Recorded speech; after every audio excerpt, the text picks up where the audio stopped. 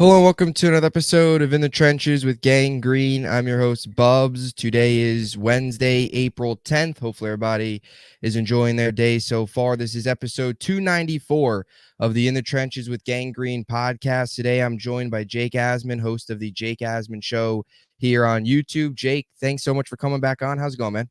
Bubs, always a pleasure to join you. Thanks for having me. Yep, looking forward to having you back on here, getting into all things New York Jets. The draft tomorrow will officially mark 2 weeks away from night one. Of course, 3 nights in Detroit. So looking forward to that. New York has a lot of options. We will see what Joe Douglas and company decides to do. But I want to start here with just some overall thoughts on the offseason, free agency, the couple of the trades that the Jets made, bringing in Morgan Moses, bringing in Hassan Ridge, and your overall thoughts on where this roster stands now before the draft here in a little over 2 weeks. Yeah, look, I think the Jets have done a really nice job this offseason, Bubs. They have put themselves in a spot where they don't have an obvious need. Like we could argue, oh, another receiver, another offensive lineman, but they're not in a spot where it's like, well, they're screwed if they don't get this particular player. And that's kind of how it felt last year, where it's like, well, you had such a glaring need on the O-line, and then you got jumped in front of to potentially select Broderick Jones. So they don't have that scenario, which I think is exciting. And now, to me, I think they're going to go offense. The debate is really receiver, Brock Bowers. I don't even say tight end because to me it's either Bowers or nobody at that position. And certainly with the offensive line being overhauled, while in theory you don't necessarily need to invest a top 10 pick in someone, you do know that injuries are a part of that position group, especially for the Jets with Tyron Smith, and Morgan Moses is getting up there in age, still very good, but he's a guy that did miss some time last year dealing with a shoulder thing. So there's a legitimate debate for what they could do. But as far as what they already have done this offseason, they find themselves in a pretty good spot. Yeah, I totally agree. It's been really good to see in such a crucial year Douglas kind of take the all-in approach of not worrying about 2025, 2026 and beyond, because he's not going to be there to make those picks, to sign those players. So that's the mindset I think all Jets fans wanted to see. I want to start here quickly at receiver, then O-line, and we'll get into some draft stuff overall or later on. What is your impressions on the Mike Williams signing? Obviously a guy that is a 50-50 ball, just winner, 70-30, 80-20 type of guy. Comes in, the Taylor ham, egg, and cheese, of course, had a big role in it, which was an awesome day on Jets Twitter. What was your impression on that signing and what he can do alongside Garrett Wilson, who, of course, is only getting better? Yeah, look, I mean, if healthy, Mike Williams, I think, is one of the better receivers in the league. And you kind of hit on it, like the dynamic he has next to Garrett Wilson. I mean, he's a big body, go get jump ball type receiver. They didn't have that. It was supposed to be Alan Lazard, I guess, but Alan Lazard at his best is nowhere near Mike Williams at his best. And yeah, he's coming off the ACL, and you don't have to rush him back, especially if you take a receiver with your first round pick. But if he's anywhere close to what he's been, I mean, you're talking about the perfect number 2 for this offense. Then you figure Aaron Rodgers makes all his receivers better. So I think Mike Williams looked at the Jet situation and said, man, I got to go to a team that has a good quarterback that will give me a chance to make plays, because I'm at the stage of my career coming off this injury where I'm going to be signing a 1-year deal. And if I don't produce, I'm going to be a 1-year deal guy going forward at this stage of my career. So it's a great opportunity for him. I think it's a great fit for the Jets. And, that's kind of the all-in moves they needed to make, like 1-year deal, incentives on the contract. Guy's going to be fully motivated. I can't wait to see what he could do. And, similar to Breece Hall last year, you take it easy with him. You don't rush him back. You see what he could do, and you go from there. Yeah, and you mentioned obviously potentially taking a receiver in the draft, which, again, we'll get to here soon. But do you still see a world where maybe the Jets go out and add another smaller name veteran to bring in as depth into this room? To, of course, go alongside Mike Williams, Garrett Wilson, and then whoever else they add in the draft. Yeah, I think so. I think a lot of this also depends on, post-draft, what they had already done with that pick. I think they could add a veteran addition. If they go O-lineman in the first round, let's say they take a receiver with a third-round pick, then I could definitely see them adding another veteran. There's still guys out there. Remember, a year ago they signed Lazard and they signed Mecole Hardman plus Randall Cobb. So now a year later, I know they like Xavier Gibson and Jason Brownlee, but are they good enough where you're really not going to add another veteran wide receiver, even if you draft someone? I wouldn't go that far. So I still think that is a possibility. As long as Odell Beckham is out there too, by the way, his name will always be linked to the Jets because of the Rodgers connection. Tyler Boyd was supposed to go to the Steelers. To this point, that hasn't happened. He's still out there. So I don't rule out anything as far as a veteran addition at receiver. Yeah, it seems like Boyd and OBJ would definitely probably be the top two front runners for this team, especially with the options for Boyd seem to be dwindling with the Pittsburgh stuff. You move on now to the offensive line. Awful last season, 13 different combos. Jets scored 22 touchdowns. Not exactly a winning ratio for this team. They needed to go all in, needed to bring in three new offensive linemen after Lincoln Tomlinson was cut. And I love the way that Douglas did it, bringing in John Simpson, bringing in a future Hall of Famer Tyron Smith, and then of course going out and trading for Morgan Moses, who had success with the team in 2021. What was your impression on those three moves? And then two, potentially adding more depth, whether through the draft or another veteran out there, where this offensive line now looks 10 times better, if healthy, than what we saw last year, which was a disaster. Yeah, you're right. 10 times better for sure. Probably even more than that. I mean, think about it. The three guys they brought in on the O line to replace the three starters from a year ago. Mekhi Becton can't get a job. Dwayne Brown's washed, probably going to have to retire. He can't get a job, even if he wanted one.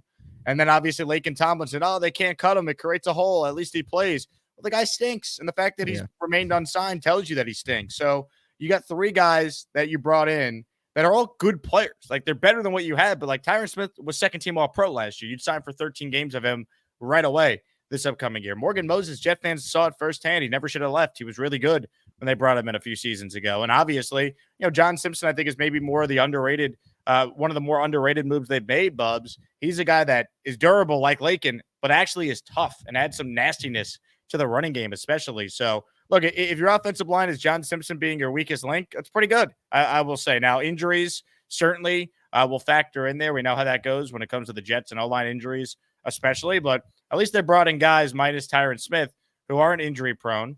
And, I think ultimately when it comes to adding depth, you could do it in the draft. David Bakhtiari is still out there. Donovan Smith is still out there. I don't think the Jets are necessarily done adding tackle depth. Plus, Connor McGovern's still a free agent. We know he'd love to come back. I think the Jets would like for him to come back. I can see that as an option as well after the draft, depending on what they do. Yeah, I totally agree. And of course, they had that year in 2015 where it was solid, caught lightning in a bottle, of course, with Fitzpatrick. You go back to the D'Brickashaw days. Do you feel this line has that potential to be what we saw with the days of Mangold, D'Brickashaw, and of course, those runs where it was an elite offensive line? Do you think, maybe not as good as it, but do you think that we'll see kind of the best offensive line since that if this group's able to stay healthy? Look, I think if the Jets can stay healthy up front, it's their best offensive line since the last time they had a winning season, which would be 2015.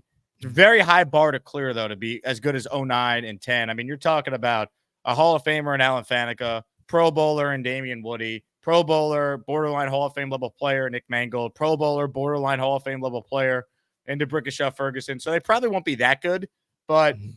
I mean, look, a lot of it also depends on just how good AVT and Joe Tippmann are, too. Like Morgan Moses, really solid. He's Damian Woody. Tyron Smith, awesome. He's healthy. He's D'Brickashaw Ferguson. How good is Joe Tippmann, right? Could Joe Tippmann Yeah. be Nick Mangold?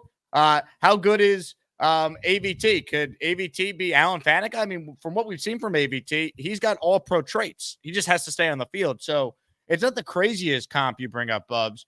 You could kind of like pick the player and have the comp based on Mhm. what role they will play. But I'm going to look at it from a Jet perspective and be like, man, chances are they're not all staying healthy like that 09 and 10 group did. So I'll say they'll be the best they've had since 2015, but not as good as the 09 and 10 teams. Yeah, it's going to be interesting. Of course, a group that has a lot more excitement and a lot more proven guys this year rather than relying on Dwayne Brown coming off of the shoulder surgery, relying on Becton with an injury history, guys that have been there and done that. You move on here to the draft. The Jets have options. They have many different areas they can go up, down, stay, which is exactly what you want. We'll start here with if they stay at 10, who are the names you like? You've got, it's been a big debate on Jets Twitter, the Bauer boys, as many like to call them.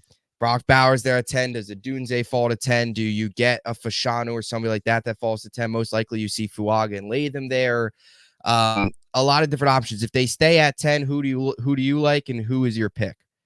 If they stay at 10 and Roma Dunze's there, I would take him. If not a Dunze, I think I really like Troy Fontanu. I Yeah. like the fact that he could play left tackle, he could play guard, he could basically play four positions on your offensive line. And I think if you're the Jets and you're in an all-in year, not only are you getting a guy who covers you at tackle, but he's covering you at guard if AVT gets hurt.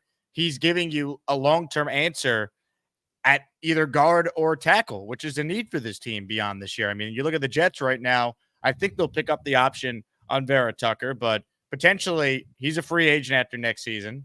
Tyron Smith and Morgan Moses are a free agent after the end of this season. You have yourself covered. And plus, if you're the Jets, if you do go offensive line, that allows you to have a guy who could sit and learn and doesn't necessarily have to play right away, which I think is super helpful because, I use Andrew Thomas as a great example for Giant fans. He stunk his first year as a rookie. Now he's an all pro. So, like, it does sometimes take time, just like with quarterbacks, it does sometimes take time with offensive linemen as well. So, if you're the Jets, you hope you're never picking as high as 10 again. If you can get a long term answer on your O line, I mean, that'd be great. And then obviously, I think the argument for a guy like Odunze is he's probably a top 5 talent in this draft, but because of the influx of quarterbacks, he's being pushed down, and you get him at 10, tremendous value. So, look, another weapon. Don't have to rush Mike Williams back. Give Aaron Rodgers even more playmakers like what Tampa did with Brady. I think it makes a lot of sense. Yeah, I'm a big fan of Odunze as well, and if he's there, I think that would definitely be my pick as well. You mentioned Fantano, another guy I really like as well. Do you think there's a chance where if the Jets do move back, we saw, reports that the Colts could be looking to come up to take Bowers at 10, Jets move back into 15, recoup a second round pick, recoup another top 100 pick. Do you see, Fantano potentially still being there? And then if you do trade back, what are some other names? A guy like Brian Thomas Jr. maybe at 15, any other names that you like if the Jets do trade back?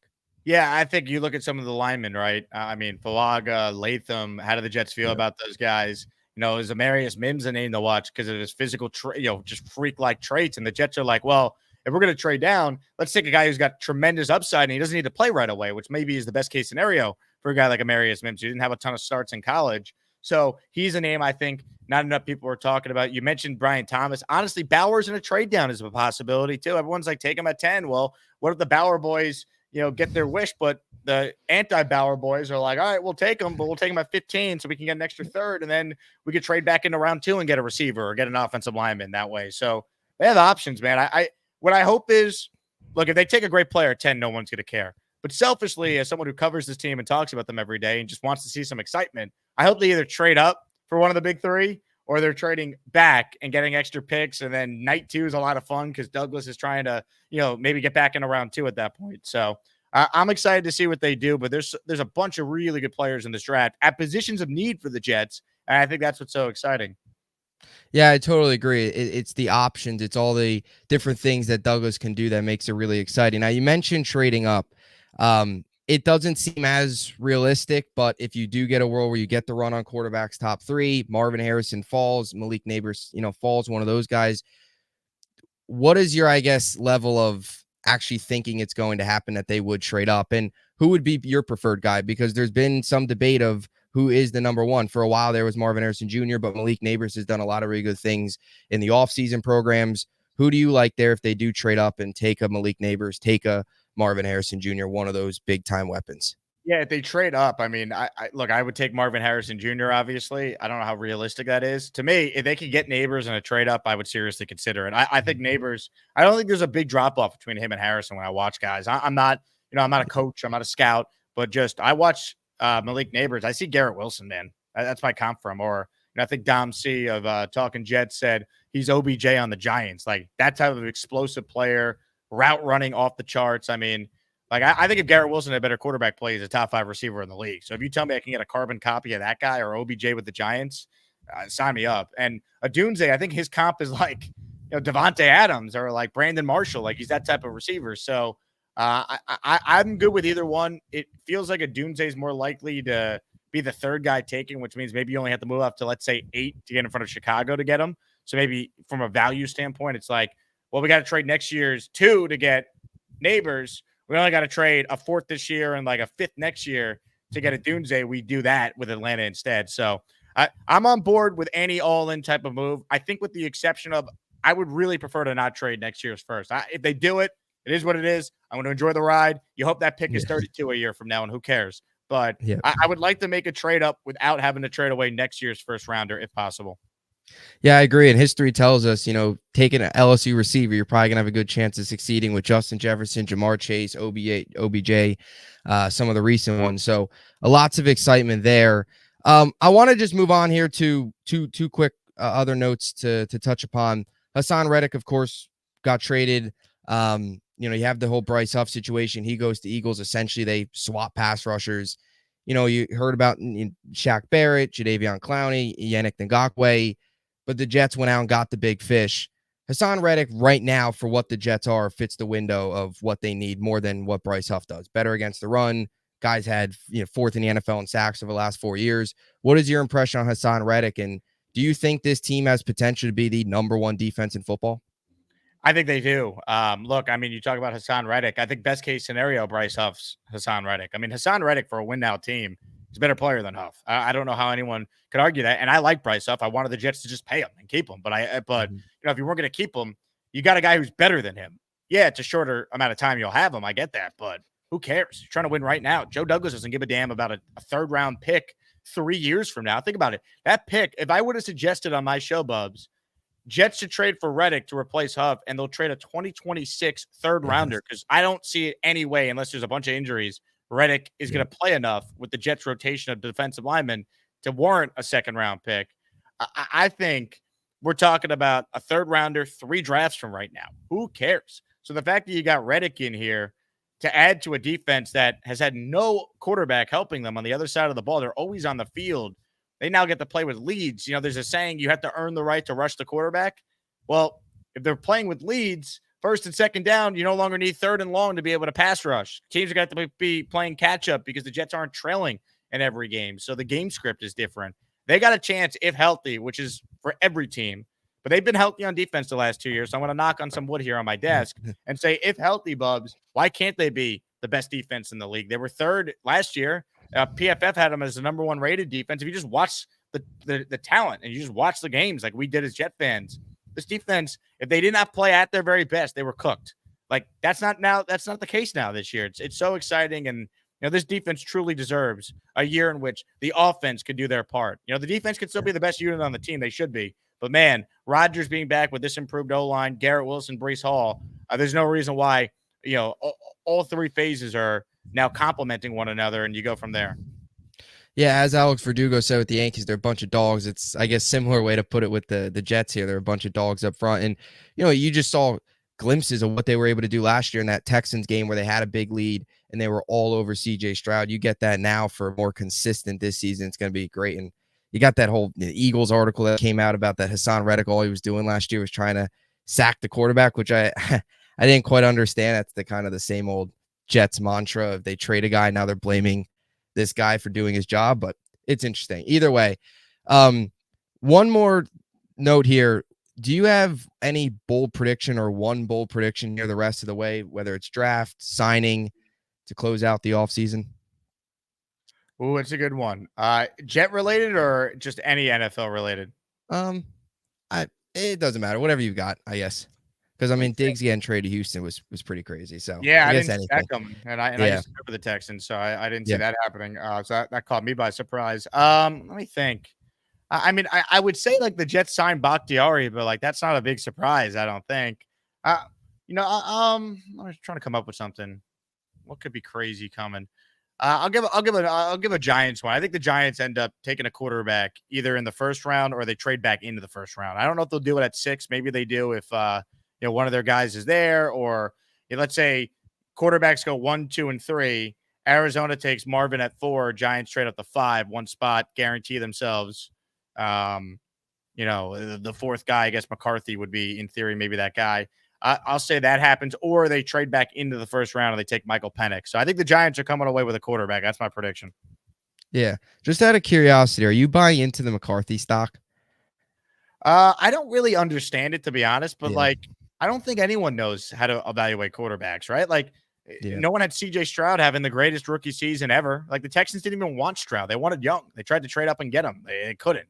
So like they were like, all right, we'll take CJ, hope for the best. Like no one, these the guys who evaluate this stuff don't even know. So I could sit here and say this guy's gonna. I thought Josh Allen was gonna be terrible. I thought Sam Darnold was gonna be a star. I thought Zach Wilson was gonna be. I don't know. So like maybe McCarthy's good. I personally don't see it when I watched him. I was never like, wow, this guy's gonna be a top 5 pick. So these guys are always overdrafted. But history shows if there's 4 or 5 guys that go in the first round in 2 weeks, probably 2 or 3 of them are gonna suck. That's just how it usually Yeah. goes. Yeah, definitely. It's going to be interesting to see what happens with McCarthy. I like him as a late first, early second, but I don't know. Seeing all these pro day throws, it just gives me flashbacks to 2021 with Zach making the pro day throw and the Jets giving him a contract and drafted him. So either way, any other closing thoughts? And then of course, where can everybody find you to your YouTube, social media, all that good stuff, where they can find all your content? Yeah, I appreciate it. At Jake Asman on Instagram and Twitter. And you can check out the Jake Asman Show daily. Just type in Jake Asman on YouTube. Yeah, appreciate you coming on. It was great talking all things Jets. Stay tuned. A lot more content coming your way. As always, hope you enjoyed it. And thanks for watching.